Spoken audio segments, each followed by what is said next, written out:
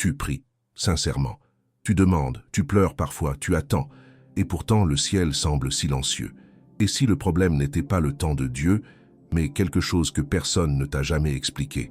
La Bible révèle que toutes les prières ne sont pas entendues, non pas parce que Dieu est absent, mais parce qu'il y a des conditions spirituelles que beaucoup ignorent. Reste bien attentif, car une seule vérité que tu vas entendre aujourd'hui peut complètement changer ta manière de prier et d'être exaucé. Combien d'entre vous ont ressenti ce poids dans leur poitrine, cette angoisse qui monte lorsque vos supplications semblent rebondir contre un mur invisible? Vous n'êtes pas seul dans cette vallée d'incompréhension. Depuis des siècles, les enfants de Dieu se sont posé cette même question déchirante. Mais aujourd'hui, nous allons explorer ensemble les vérités profondes qui se cachent derrière ce mystère spirituel. Charles Spurgeon, ce géant de la foi que l'on surnommait le prince de la prédication, avait coutume de dire que nos prières doivent être comme des flèches tirées vers le ciel, mais qu'une flèche mal dirigée ne peut atteindre sa cible. Cette image puissante nous révèle une vérité essentielle. Ce n'est pas que Dieu soit sourd à nos cris, mais parfois nos prières elles-mêmes portent en elles des obstacles qui les empêchent d'arriver jusqu'au trône de la grâce. Spurgeon nous rappelait également que la prière n'est pas une formule magique, mais une conversation sacrée avec le Créateur de l'univers.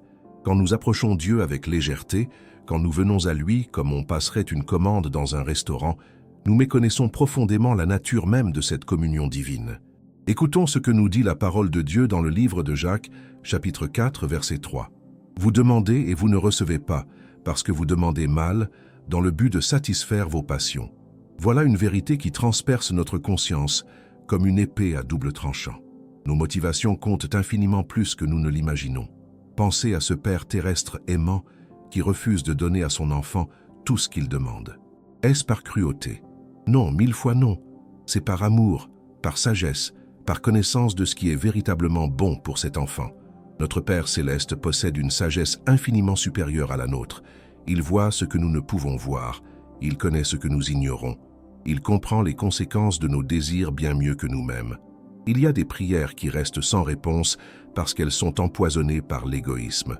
Nous demandons non pas pour glorifier Dieu, non pas pour servir son royaume, mais uniquement pour notre propre confort, pour notre gloire personnelle, pour satisfaire nos désirs charnels.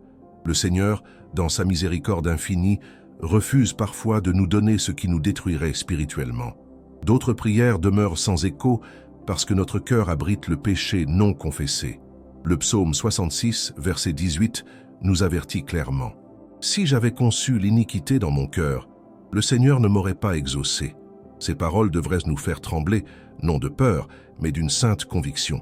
Comment pourrions-nous espérer que Dieu nous entende si nous chérissons le mal dans notre âme? Imaginez un tuyau bouché par des débris. L'eau ne peut plus circuler librement. De la même manière, le péché obstrue le canal de communication entre notre esprit et le trône de grâce. Ce n'est pas que Dieu ait changé, c'est que nous avons érigé des barrières entre lui et nous. Il existe également des prières qui échouent parce qu'elles sont prononcées sans foi véritable. Jacques, au chapitre 1er, verset 6, nous exhorte ainsi. « Mais qu'il la demande avec foi, sans douter, car celui qui doute est semblable au flot de la mer, agité par le vent et poussé de côté et d'autre. » La foi n'est pas une simple croyance intellectuelle, c'est une confiance vivante, ardente, inébranlable en la bonté et en la puissance de Dieu. Quand nous prions tout en doutant intérieurement que Dieu puisse ou veuille nous répondre, nous sapons nous-mêmes la fondation de notre supplication.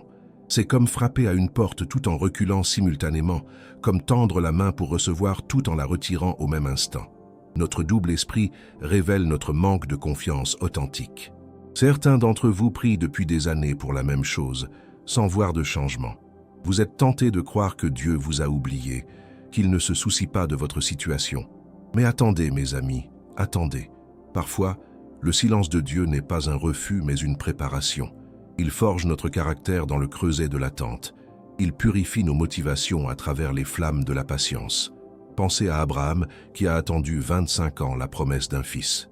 Pensez à Joseph dans la prison égyptienne, fidèle malgré les années d'injustice apparente.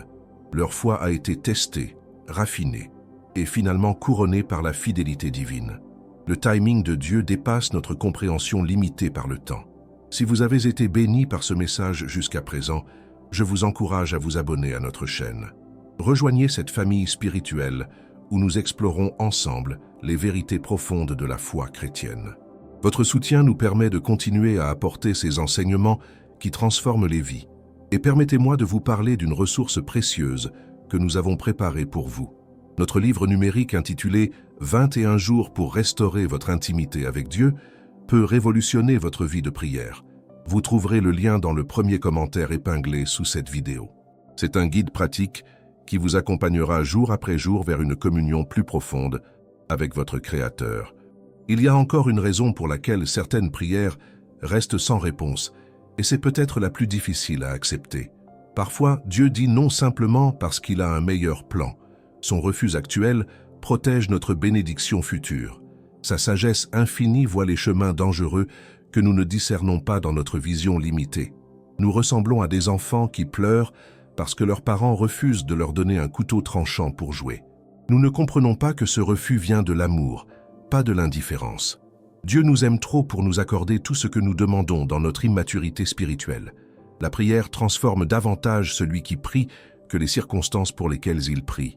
C'est une vérité profonde que nous devons saisir. Quand nous venons dans la présence de Dieu, nous sommes changés, raffinés, alignés avec sa volonté divine. Notre cœur s'ajuste progressivement au rythme du cœur de Dieu. Approfondissons maintenant notre compréhension de ce mystère spirituel. Il existe une dimension de la prière que beaucoup négligent, et cette négligence coûte cher à leur vie spirituelle. Je parle de la condition de notre cœur, au moment où nous nous approchons du trône de la grâce. Dieu ne regarde pas simplement nos lèvres qui bougent, il sonde les profondeurs de notre âme. Dans le livre d'Ésaïe, chapitre 1, versets 15 et 16, le Seigneur déclare quelque chose de bouleversant. « Quand vous étendez vos mains, je détourne de vous mes yeux. Quand vous multipliez les prières, je n'écoute pas. Vos mains sont pleines de sang. Lavez-vous, purifiez-vous. » Ces paroles devraient nous faire réfléchir profondément. Dieu refuse d'écouter les prières qui viennent d'un cœur souillé par l'injustice et l'hypocrisie. Combien de personnes s'agenouillent le dimanche pour prier, puis se relèvent pour vivre toute la semaine dans la malhonnêteté, la médisance, l'orgueil ou l'amertume? Elles se demandent pourquoi leurs prières semblent inefficaces, pourquoi le ciel paraît fermé au-dessus de leur tête. La réponse est dans l'incohérence entre leurs paroles et leurs actions, entre leur piété affichée et leur vie quotidienne.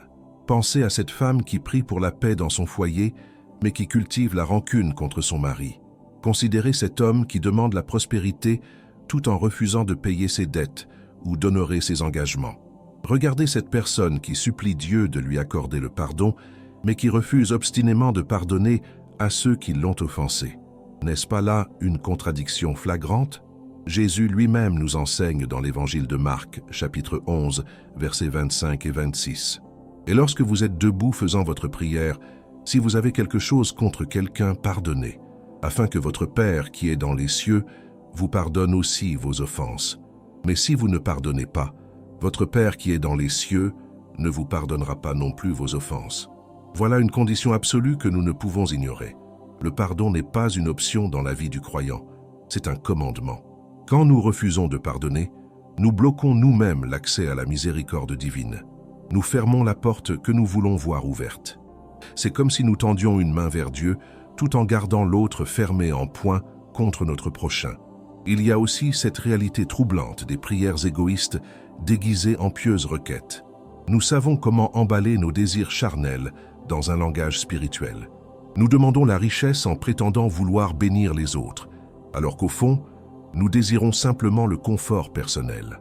Nous sollicitons le succès au nom du royaume, mais notre véritable motivation est la gloire personnelle et la reconnaissance humaine. Dieu n'est pas dupe de nos manipulations pieuses. Il voit à travers les façades les plus élaborées. Comme il est écrit dans le premier livre de Samuel, chapitre 16, verset 7. « L'Éternel ne considère pas ce que l'homme considère. L'homme regarde à ce qui frappe les yeux, mais l'Éternel regarde au cœur. Nos motivations cachées sont exposées devant sa sainteté comme en pleine lumière. Nombreux sont ceux qui prient sans réellement écouter. Ils viennent à Dieu avec une liste de demandes, déversent leurs requêtes comme on vide un sac, puis repartent sans attendre une réponse, sans se mettre à l'écoute de la voix divine. La prière n'est pas un monologue, c'est un dialogue. C'est une conversation sacrée où nous devons aussi savoir nous taire et écoutez ce que l'Esprit veut nous communiquer. Dans le psaume 46, verset 10, Dieu nous exhorte ainsi. « Arrêtez et sachez que je suis Dieu. » Ce silence contemplatif fait cruellement défaut dans notre génération agitée. Nous sommes tellement pressés, tellement remplis de bruit et de distractions, que nous n'accordons pas à Dieu l'espace nécessaire pour nous répondre. Nous voulons des réponses instantanées, comme si Dieu était un distributeur automatique spirituel. Réfléchissez à cette image troublante. Un homme crie vers Dieu pour obtenir la guérison de sa maladie, mais il refuse de changer les habitudes destructrices qui ont causé cette maladie. Une femme implore le Seigneur de sauver son mariage, mais elle continue à nourrir des relations inappropriées qui le détruisent. Un jeune supplie Dieu de lui donner un emploi stable, mais il néglige les opportunités qui se présentent par paresse ou par orgueil. Nous voulons que Dieu change nos circonstances sans que nous ayons à changer nous-mêmes. Nous désirons les bénédictions sans la transformation intérieure. Mais le royaume de Dieu ne fonctionne pas selon cette logique.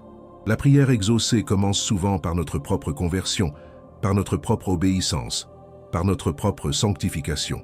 L'apôtre Pierre nous avertit dans sa première épître, chapitre 3, verset 7, d'une manière particulièrement solennelle. « Maris, montrez à votre tour de la sagesse dans vos rapports avec vos femmes, comme avec un sexe plus faible. Honorez-les, comme devant aussi hériter avec vous de la grâce de la vie. Qu'il en soit ainsi, afin que rien ne vienne faire obstacle à vos prières. » Remarquez cette dernière phrase. Nos relations terrestres affectent directement nos prières célestes. Quand nous maltraitons notre conjoint, nos enfants, nos frères et sœurs en Christ, nos prières sont entravées. Quand nous vivons dans le mépris des autres, dans l'orgueil qui écrase les plus faibles, dans l'indifférence face à la souffrance de notre prochain, nous érigeons des barrières spirituelles. Dieu ne peut bénir ce que nos attitudes détruisent. Il existe également cette tendance dangereuse à prier pour les mauvaises choses. Nous demandons ce qui nous détruirait si nous l'obtenions. Nous supplions pour des relations qui nous éloigneraient de Dieu. Nous implorons pour des positions qui enfleraient notre orgueil. Nous réclamons des biens matériels qui deviendraient nos idoles. Et dans sa grande miséricorde, Dieu dit non. Pensez à l'enfant Israël dans le désert. Le psaume 106, versets 14 et 15, raconte cette histoire tragique. Ils furent saisis de convoitise dans le désert, et ils tentèrent Dieu dans la solitude. Il leur accorda ce qu'ils avaient demandé, mais il envoya le dépérissement dans leur corps. Quelle leçon terrifiante! Parfois, obtenir ce que nous voulons devient notre plus grande malédiction. Dieu, dans sa sagesse infinie, connaît la différence entre nos besoins réels et nos désirs superficiels. Il distingue ce qui nous fera grandir de ce qui nous détruira. Il voit les conséquences à long terme de nos requêtes immédiates. Son amour paternel le pousse parfois à nous refuser ce que notre chair réclame pour nous donner ce que notre esprit nécessite vraiment. La prière efficace exige aussi la persévérance. Jésus nous enseigne cette vérité à travers la parabole de la veuve et du juge inique dans Luc chapitre 18. Cette femme n'a pas abandonné après un refus, ni après 10 refus. Elle est revenue encore et encore jusqu'à obtenir justice. Notre Père céleste est infiniment plus juste et plus aimant que ce juge corrompu. Combien plus répondra-t-il à ceux qui persévèrent dans la foi? Mais attention, persévérer ne signifie pas répéter machinalement les mêmes mots vides. Jésus nous met en garde contre les vaines répétitions dans Matthieu chapitre 6, verset 7. En priant, ne multipliez pas de vaines paroles, comme les païens, qui s'imaginent qu'à force de paroles, ils seront exaucés. La persévérance authentique maintient la ferveur du cœur, pas simplement la récitation des lèvres. Avançons maintenant vers une compréhension encore plus profonde de ce sujet crucial. Il y a une dimension de la prière que nous devons absolument saisir si nous voulons voir nos supplications pénétrer les cieux. Je parle de l'alignement de notre volonté avec la volonté divine. Trop souvent, nous venons à Dieu en exigeant qu'il se conforme à nos plans, au lieu de chercher humblement à comprendre ses desseins pour notre vie. Écoutons les paroles puissantes de la première épître de Jean, chapitre 5, versets 14 et 15. Nous avons auprès de lui cette assurance que si nous demandons quelque chose selon sa volonté, il nous écoute. Et si nous savons qu'il nous écoute, quelque chose que nous demandions, nous savons que nous possédons la chose que nous lui avons demandée. Voilà la clé que beaucoup cherchent désespérément. Prier selon sa volonté, non selon nos caprices passagers. Mais comment discerner la volonté de Dieu? Cette question tourmente tant de croyants sincères. La réponse se trouve dans une intimité croissante avec le Seigneur, dans une méditation constante de sa parole, dans une écoute attentive de sa voix. Quand nous passons du temps en sa présence, nos désirs commencent lentement à se transformer, à s'aligner sur ses desseins éternels. Imaginez un musicien dans un orchestre. S'il joue sa propre mélodie, sans se soucier du chef d'orchestre ni des autres instruments, il crée une cacophonie désagréable. Mais quand il accorde son instrument, quand il suit la direction du maestro, quand il harmonise sa partie avec l'ensemble, il produit une musique magnifique. Ainsi en est-il de nos prières dans le grand orchestre du royaume de Dieu. Il existe aussi cette réalité que beaucoup préfèrent ignorer. Certaines prières restent sans réponse parce que nous vivons dans la désobéissance flagrante. Nous voulons les bénédictions de Dieu tout en rejetant ses commandements. Nous désirons sa protection tout en marchant volontairement dans des chemins qu'il a clairement interdits. Nous réclamons sa faveur tout en méprisant sa sainteté. Le livre des Proverbes, chapitre 28, verset 9, nous confronte à cette vérité inconfortable. Si quelqu'un détourne l'oreille pour ne pas écouter la loi, sa prière même est une abomination. Ces mots sont durs, mais ils sont nécessaires. Nous ne pouvons pas sélectionner les parties de la Bible qui nous conviennent et ignorer celles qui nous dérangent. Dieu demande une obéissance complète, pas une soumission partielle selon notre convenance. Pensez à cet homme qui prie pour la prospérité financière tout en refusant de donner sa dîme et ses offrandes. Considérez cette femme qui implore Dieu pour un conjoint pieux tout en fréquentant des lieux et des personnes qui la détournent de la sainteté. Réfléchissez à ce jeune qui demande la sagesse divine tout en remplissant son esprit de contenus impurs et destructeurs. Où est la cohérence dans ces comportements? La prière authentique naît d'un cœur brisé et repentant. Le psaume 51, verset 17, nous révèle ce qui touche véritablement le cœur de Dieu. Les sacrifices qui sont agréables à Dieu, c'est un esprit brisé. Ô Dieu, tu ne dédaignes pas un cœur brisé et contrit. Quand nous venons devant lui avec humilité, reconnaissant notre petitesse et notre dépendance totale, il se penche pour écouter même nos murmures les plus faibles. Mais quand nous nous présentons avec arrogance, comme si Dieu nous devait quelque chose, comme si nos bonnes œuvres nous donnaient un droit sur lui, nous fermons nous-mêmes la porte de sa grâce. L'orgueil est peut-être l'obstacle le plus insidieux à la prière efficace. Il nous fait croire que nous méritons ce que nous demandons, que Dieu devrait se conformer à nos attentes, simplement parce que nous nous considérons comme de bons chrétiens. Rappelez-vous la parabole du pharisien et du publicain dans Luc, chapitre 18. Le pharisien énumérait fièrement ses accomplissements religieux, se comparant favorablement aux autres. Le publicain, lui, n'osait même pas lever les yeux au ciel et se frappait la poitrine en disant simplement « Ô Dieu, sois apaisé envers moi qui suis un pécheur ». Jésus conclut que c'est ce dernier qui est retourné chez lui justifié. L'humilité ouvre les portes du ciel, l'orgueil les ferme hermétiquement. Il y a également cette dimension communautaire de la prière que nous négligeons trop souvent. Nous vivons dans un individualisme spirituel qui affaiblit considérablement la puissance de nos supplications. Dieu a conçu son Église comme un corps où les membres prient les uns pour les autres, portent les fardeaux les uns des autres, intercèdent ensemble pour les besoins communs. Jésus nous promet dans Matthieu, chapitre 18, verset 19. Je vous dis encore que si 2 d'entre vous s'accordent sur la terre pour demander une chose quelconque, elle leur sera accordée par mon Père qui est dans les cieux. Remarquez cette promesse extraordinaire liée à l'accord et à l'unité. Quand nous prions ensemble, dans l'harmonie et la foi commune, nous libérons une puissance spirituelle multipliée. Pourtant, combien d'entre nous prient isolément, refusant de partager leur fardeau avec d'autres croyants par orgueil ou par peur du jugement? Combien gardent leur lutte secrète, leurs douleurs cachées, leurs besoins non exprimés, tout en se demandant pourquoi leurs prières solitaires semblent impuissantes?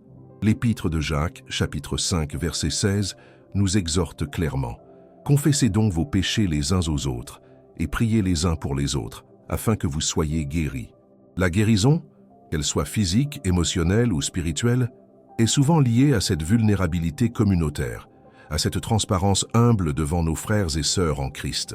Quand nous sortons de notre isolement pour entrer dans la communion authentique, nous découvrons une dimension nouvelle de la prière efficace. Parlons maintenant d'un sujet délicat, mais essentiel. Certaines prières ne sont pas exaucées parce qu'elles sont fondées sur des promesses bibliques mal comprises ou sorties de leur contexte. Nous prenons un verset qui nous plaît, nous l'arrachons de son cadre et nous l'utilisons comme une formule magique pour obtenir ce que nous voulons. Ce n'est pas ainsi que fonctionne la parole de Dieu. Chaque promesse divine vient avec des conditions, un contexte, une application appropriée.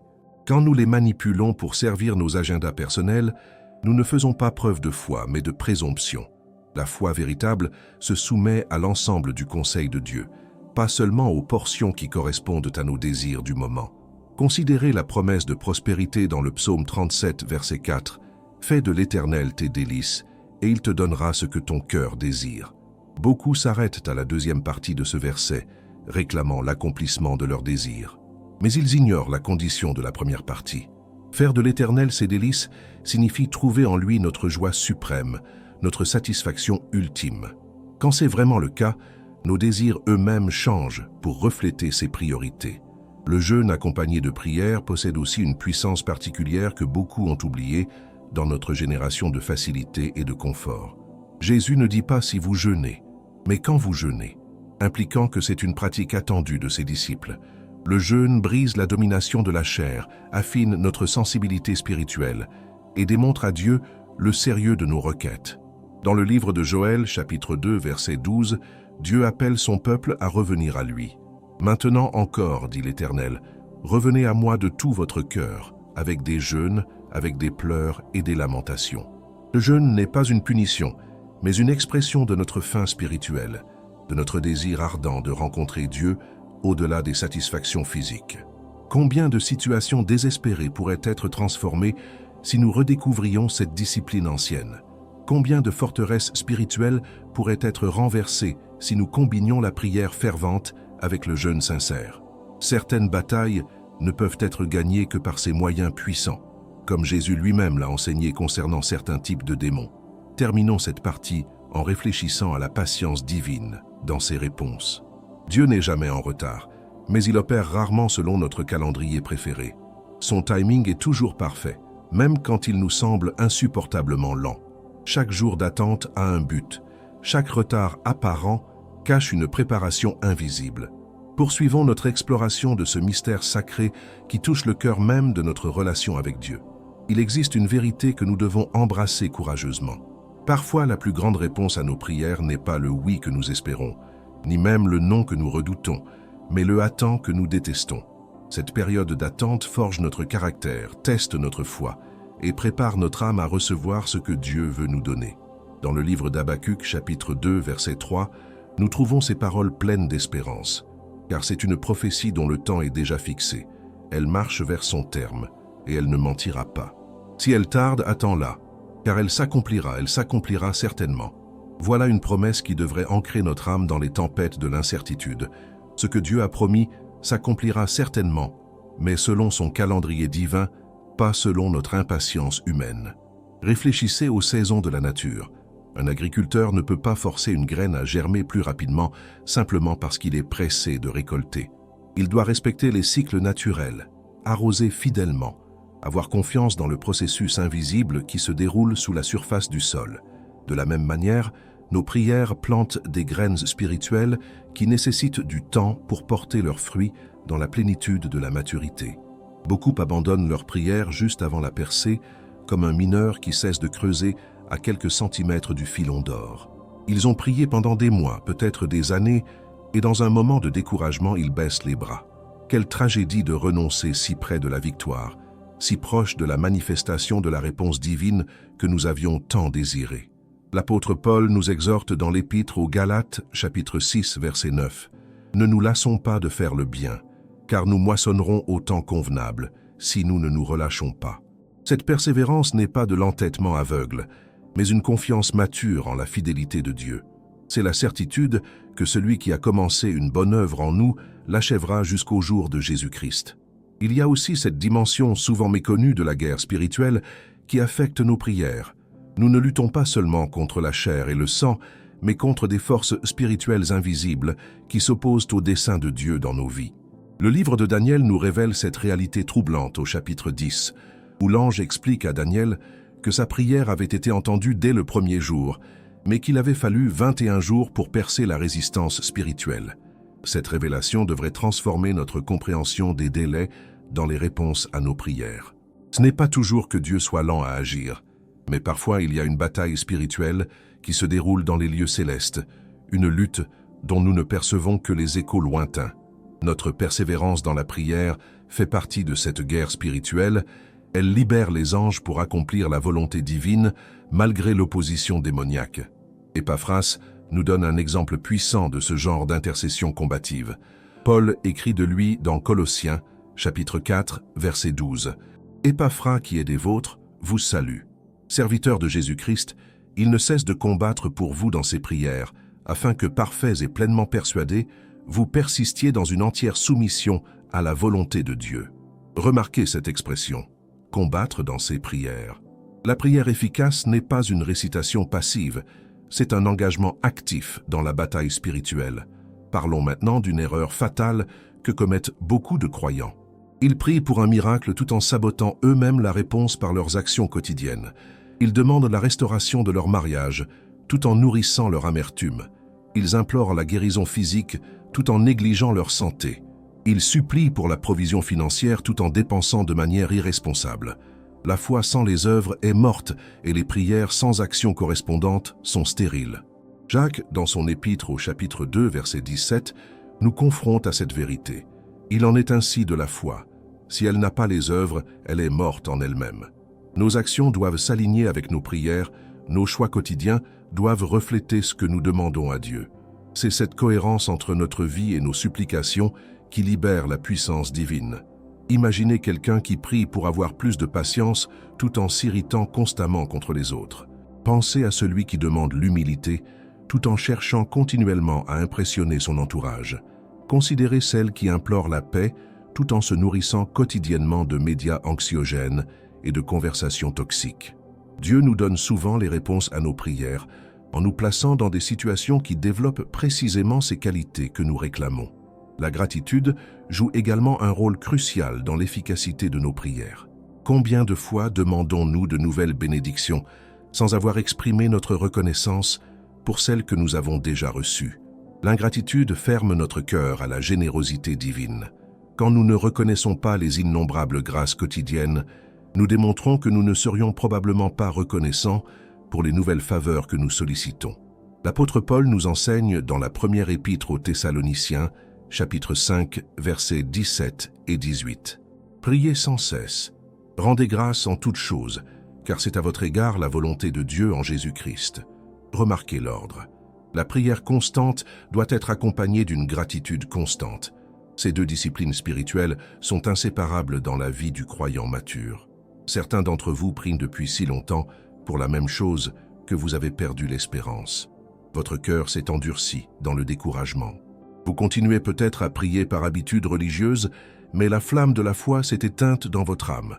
Permettez-moi de raviver cette flamme aujourd'hui. Dieu n'a pas oublié votre situation. Il n'est pas indifférent à votre douleur. Son silence n'est pas son absence. Pensez à Anne, cette femme stérile qui a prié année après année pour un enfant. Son âme était dans une telle angoisse que le prêtre Élie croyait qu'elle était ivre, tant sa prière était intense.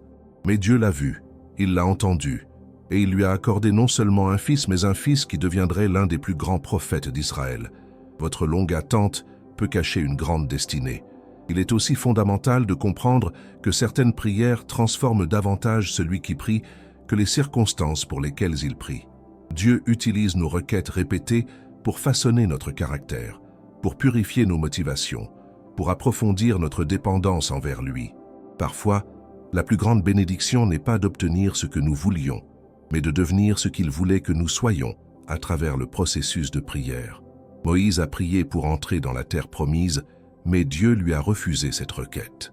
Paul a supplié 3 fois pour que son écharde dans la chair soit enlevée, mais la réponse divine fut « Ma grâce te suffit ».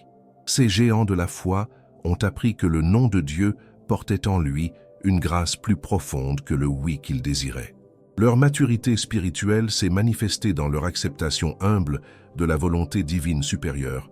La prière au nom de Jésus n'est pas une formule magique à réciter à la fin de nos supplications. C'est prier en accord avec le caractère de Christ, avec ses priorités, avec ses valeurs. Quand nous prions au nom de Jésus, nous demandons ce qu'il demanderait, nous cherchons ce qu'il chercherait, nous désirons ce qu'il désirerait. C'est une identification profonde avec le cœur du Sauveur, pas simplement l'ajout d'une phrase pieuse.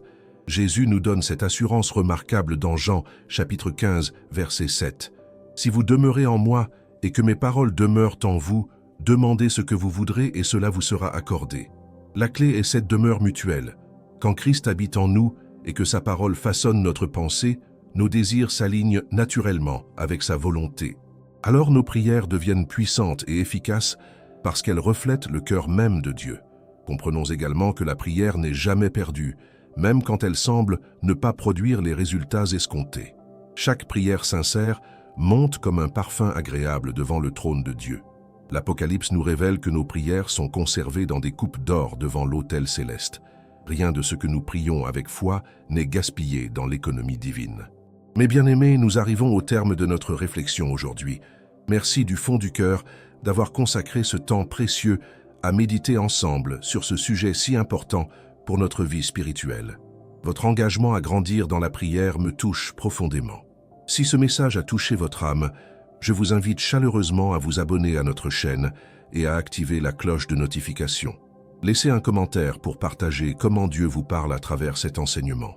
Votre like nous encourage énormément à continuer ce ministère. N'oubliez pas notre livre numérique « 21 jours pour restaurer votre intimité avec Dieu », disponible dans le premier commentaire épinglé. C'est un outil précieux pour transformer votre vie de prière. Continuez à regarder les prochaines vidéos qui apparaîtront sur votre écran. Que Dieu vous bénisse abondamment. À très bientôt.